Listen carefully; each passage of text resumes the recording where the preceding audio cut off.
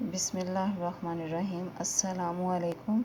ربی اشرح لی صدری ویسر لی امری واحلل عقدۃ من لسانی یفقہوا قولی۔ ربی زدنی علما، ربی زدنی علما، ربی زدنی علما۔ بیٹا آج 30 مارچ 2021 ہے اور میرا نام مس صدف ہے اور ہم آج ورک بک کا پیج نمبر 1 کریں گے۔ بیٹا open your books, page number 1۔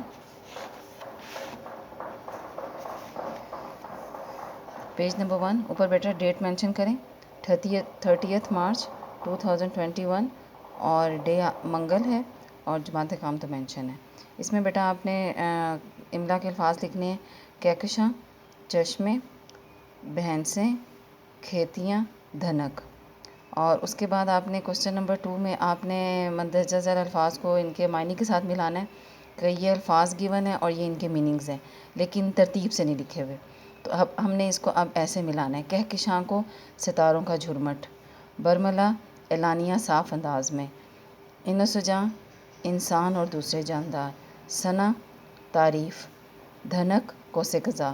ان سب کو آپ نے پینسل کے ساتھ ایک الفاظ کو میننگ کے ساتھ ملانا ہے۔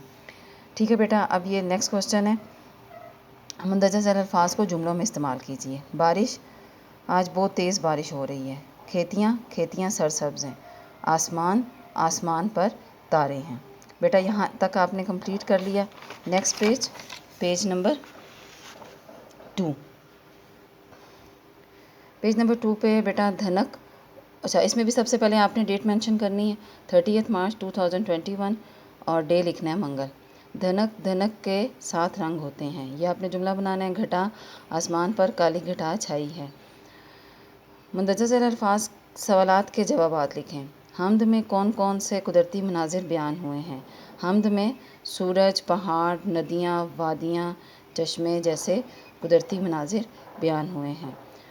نمبر 2 کوسچن ہے: شاعر نے حمد میں کن موسموں کا ذکر کیا ہے؟